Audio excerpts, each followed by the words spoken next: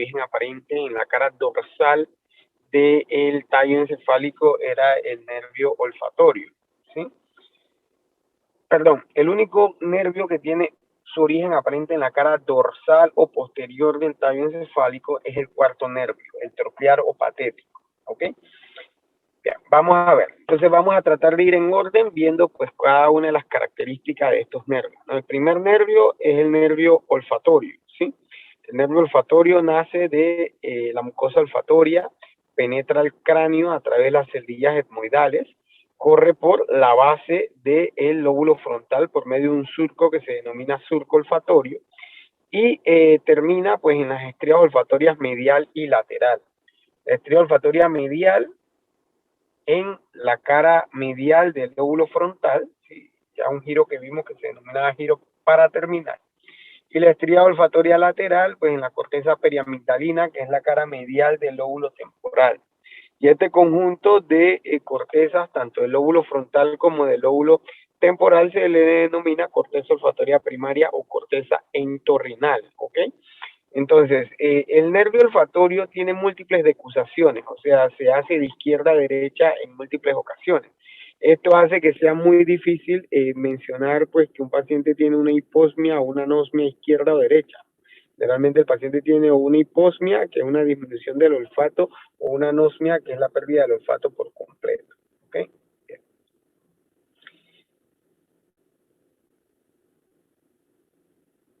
El segundo nervio entonces va a ser el nervio óptico, ¿sí? El nervio óptico nace de la retina. Cada nervio óptico va a tener dos fibras, una fibra nasal y una fibra temporal. La fibra nasal es la fibra medial, la fibra temporal es la fibra lateral. Pero ellas tienen función cruzada. ¿Qué significa eso?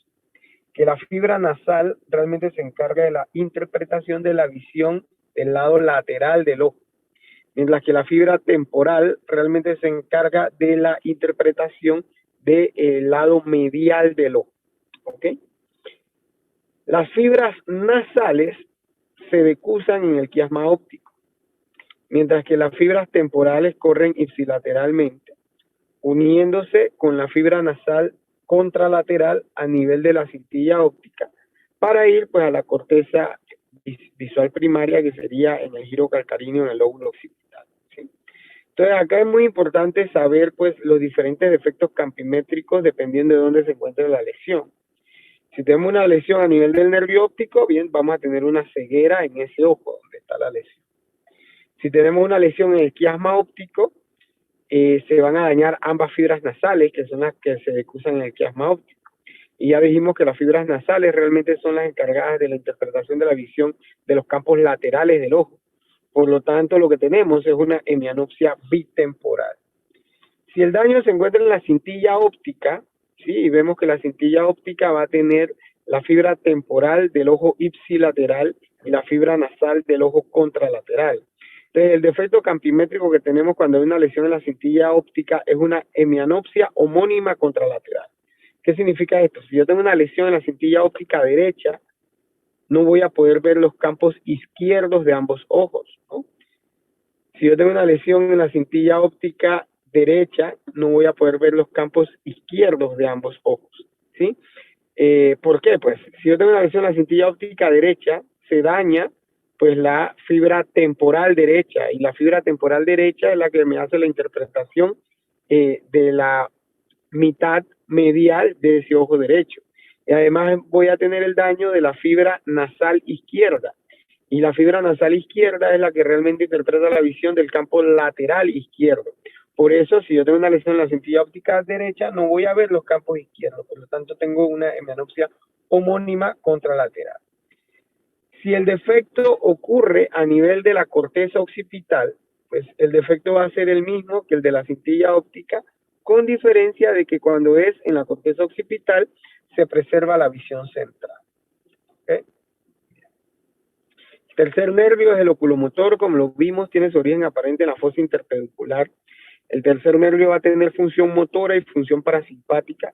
Motora para los músculos extraoculares del ojo, ¿sí? El recto superior, recto inferior, recto interno, oblicuo inferior, ¿sí? Y función parasimpática para la contracción de la pupila, o sea, para la miosis, ¿no? El cuarto nervio va a ser el nervio troclearo patético y su función es la de eh, función motora sobre el músculo oblicuo superior. El quinto nervio que vimos que era el trigémino, pues él va a tener función sensitiva para la cara, ¿sí? Va a ser el encargado de la sensibilidad de la cara con sus ramas V1, V2 y V3, o sea, oftálmica, mandibular, maxilar y mandibular. Y la rama V3, o sea, la mandibular, además de tener función sensitiva, va a tener función motora para los músculos de la masticación, ¿sí? Macetero, pterigoideos y el músculo temporal. Sexto nervio, abducens, va a tener función motora para el recto lateral, o sea, se encarga de llevar el ojo hacia afuera, ¿ok? Con función motora. Hacia el ángulo pontocerebeloso, entonces vamos a tener a el séptimo y el octavo, que es el complejo facial vestíbulo coclear, ¿sí? El séptimo es el que se encarga de la expresión facial, o sea que tiene función motora para los músculos de la cara, pero además tiene función sensitiva para el gusto en los 2/3 anteriores de la lengua, y además tiene función parasimpática para las glándulas lagrimales, sublinguales y submaxilares. El octavo nervio, que es el vestíbulo coclear, pues es sensitivo, ¿no? Tiene la parte coclear, que es la parte de la audición, ¿sí? Y tiene la parte vestibular, que tiene que ver con el equilibrio, principalmente con los canales semicirculares y con la mácula del sáculo y del ventrículo, ¿ok? Hacia el surco postolivar, entonces tenemos el origen aparente de los nervios craneales bajos, 9, 10 y 11. 9, que es el glosofaringio, va a tener función motora para algunos músculos faringios, va a tener función sensitiva para el gusto en el tercio posterior de la lengua y va a tener función parasimpática para la glándula parótida. ¿Okay? El vago, el décimo, va a tener función motora para las cuerdas vocales, va a tener función sensitiva para el gusto en la vallécula y va a tener función parasimpática para todas las vísceras hasta el ángulo fólico izquierdo. El onceavo, que sería el espinal accesorio, tiene función motora sobre el esternocleidomastoideo y trapecio. Y por último, entonces tenemos al 12º nervio craneano, que va a tener su origen aparente en el surco preolivar, ¿sí? Y su función es motora hacia los músculos de la lengua. De igual forma, tenemos que saber pues los reflejos, ¿no? Por ejemplo, vamos a tener el reflejo fotomotor directo. Esto es que yo alumbro pues una pupila y esta pupila inmediatamente se contrae, ¿no? Aquí la vía aferente sería el segundo nervio, que es el que hace la interpretación de la luz, y la vía el centro integrador sería el mesencéfalo y la vía eferente sería el tercer nervio, que es el que se encarga de hacer la contracción de la pupila. O también podríamos tener, por ejemplo, el reflejo corneal, en donde pues podemos poner una mota de algodón en la córnea y vemos cómo parpadea ese ojo, ¿no? Entonces ahí la vía aferente sería el quinto nervio, que es el que le da la sensibilidad del ojo a través de su rama V1. El centro integrador sería el puente y la vía eferente sería el séptimo, que es el que se encarga de hacer el parpadeo, que son los músculos de la expresión facial, ¿no? Entonces, en esta clase, pues es muy importante que sepamos, pues, cuál es la función motora, sensitiva, parasimpática de cada una de los nervios craneales. ¿Preguntas acerca de nervios craneales?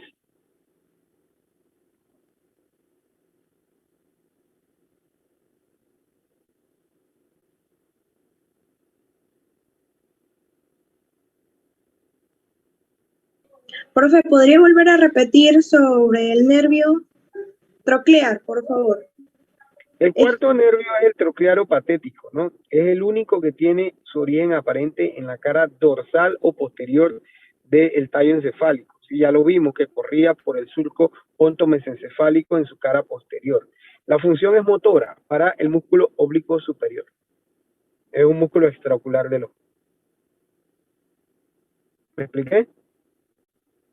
Sí, profe, es que no había escuchado bien lo último. Gracias.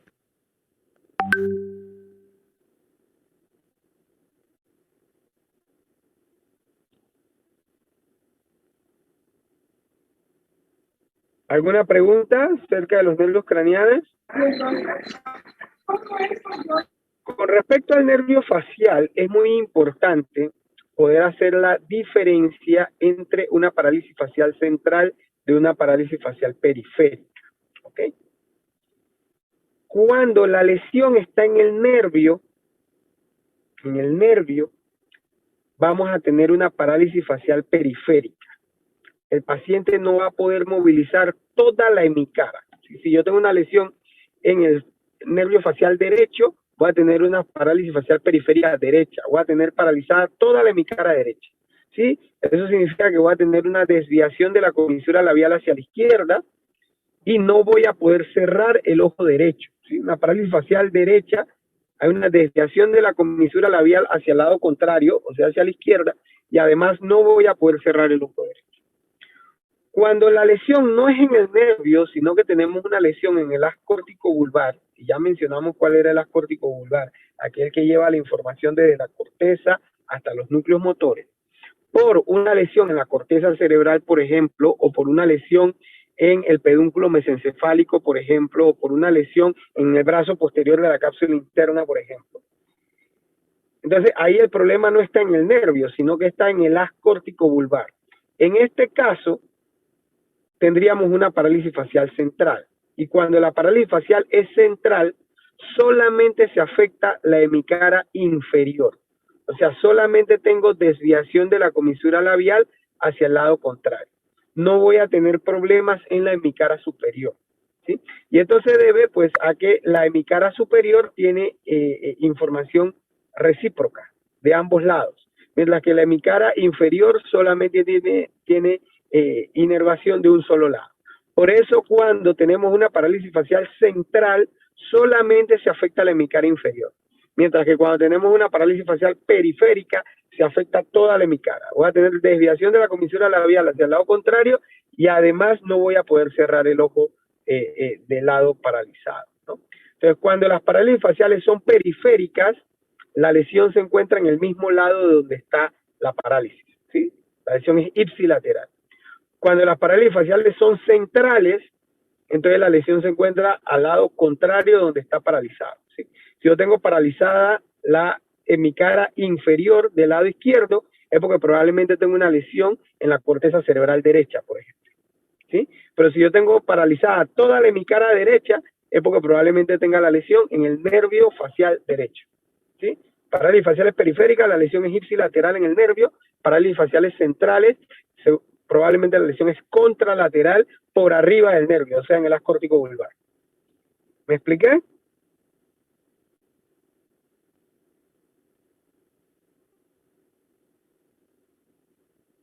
¿Se comprendió eso? Sí, profe, gracias. Sí, profe. Ok, igual importante con los estrabismos, ¿no?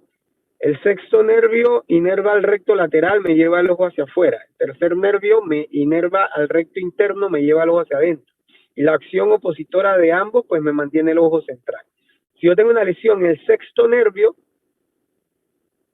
el tercer nervio que me inerva al recto interno me lleva el ojo hacia adentro. Entonces voy a tener un estrabismo convergente porque el ojo va hacia adentro. Al contrario, si tengo una lesión en el tercer nervio, entonces el sexto nervio me lleva el ojo hacia afuera. Entonces voy a tener un estrabismo divergente. ¿Ok? ¿Preguntas acerca de nervios craneanos? Bien. El siguiente tema es tálamo. ¿Ok? Vamos a ver qué tenemos de tálamo.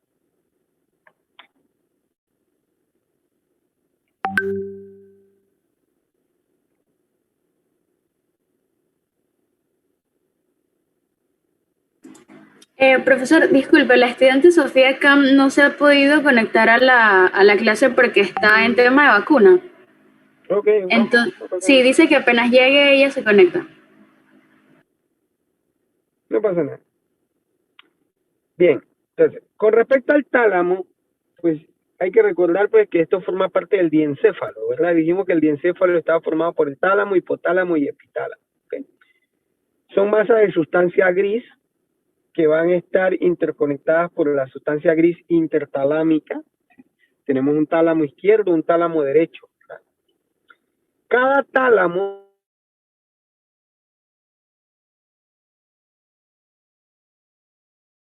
va a estar dividido por una banda de... ¿Me escuchan? Sí, profe. Sí. Cada tálamo va a estar dividido por una banda de sustancia blanca que se denomina lámina medular interna. ¿Ok? Esta lámina medular interna me va a dividir al tálamo en 3 complejos nucleares. Un complejo nuclear anterior, un complejo nuclear medial y un complejo nuclear lateral. ¿Sí? En el complejo nuclear anterior vamos a tener los núcleos anteriores del tálamo, que participan principalmente en el sistema límbico. Ya lo vimos, ¿no? Ya vimos que los núcleos anteriores del tálamo participan en el sistema límbico. En el complejo nuclear medial vamos a tener los núcleos mediales, ¿sí? Que generalmente participan en la propagación de ondas de actividad eléctrica anormal en la epilepsia y en la transmisión del dolor. ¿Okay? Sin embargo, probablemente el área más importante del tálamo es el complejo nuclear lateral. El complejo nuclear lateral, a su vez, el complejo nuclear lateral lo podemos dividir en una porción anterior, en una porción intermedia y en una porción posterior. En la porción anterior vamos a tener al núcleo ventral anterior y al núcleo ventral lateral. Estos núcleos participan en la regulación del movimiento. Ya vimos que a través del neocerebelo, ¿sí? Que hablamos que eran los lóbulos posteriores del cerebelo, junto con el núcleo dentado, ¿sí? Participan en la regulación del movimiento, mandando información hacia el tálamo. Bien, esta información que va al tálamo va a estos núcleos. Ventral anterior y ventral lateral del complejo nuclear lateral del tálamo. En la porción intermedia encontramos el núcleo ventral intermedio, que bueno, esta es una zona de transición entre la porción anterior y posterior. Y en la porción posterior encontramos al núcleo ventral posteromedial y al ventral posterolateral. El núcleo ventral posteromedial es el núcleo donde hace relevo todas las vías sensitivas que se encargan de la sensibilidad de la cara. Ya dijimos hace un rato que la sensibilidad de la cara era por el nervio trigémino. Entonces, toda la información sensitiva que viaja a través del trigémino, antes de llegar al lóbulo parietal giro postcentral para la interpretación de la sensibilidad, pasa por el tálamo a hacer relevo. ¿Y dónde hace relevo? En el núcleo ventral posteromedial del tálamo. El núcleo ventral posterolateral del tálamo ya lo vimos cuando hablamos de haces medulares. Y este es el núcleo talámico donde hacen relevo todas las vías sensitivas que vienen de las extremidades, ¿sí? Hablábamos del espinotalámico lateral, del espinotalámico anterior, hablábamos de los cordones posteriores y dijimos que la tercera neurona de esos haces se encontraba en el núcleo ventral posterolateral del tálamo, ¿sí? Que es este núcleo del cual estamos hablando. Por lo tanto, aquí se cumple lo que hemos venido hablando, ¿no? Las porciones anteriores tienen función motora, en este caso, el ventral anterior y el ventral lateral participan en la regulación del movimiento, y que las porciones posteriores tienen función sensitiva. En este caso, el ventral posteromedial es sitio de relevo de la información sensitiva de la cara, y el ventral posterolateral es sitio de relevo de la información sensitiva que viene de las extremidades. Además de estos núcleos, también vamos a encontrar al pulvinar, ¿ok? El núcleo pulvinar es un núcleo de asociación visual principalmente, ¿sí? Y vamos a encontrar a los cuerpos geniculados. Tenemos un cuerpo geniculado medial y un cuerpo geniculado lateral. El cuerpo geniculado medial es sitio de relevo de la vía auditiva y el cuerpo geniculado lateral es sitio de relevo de la vía visual, ¿ok? Entonces, con respecto al tálamo, pues lo importante es saber esto, ¿no? La división en los diferentes complejos nucleares, cuáles son los núcleos de estas áreas y cuál es la función de cada una de ellos. ¿Preguntas acerca del tálamo?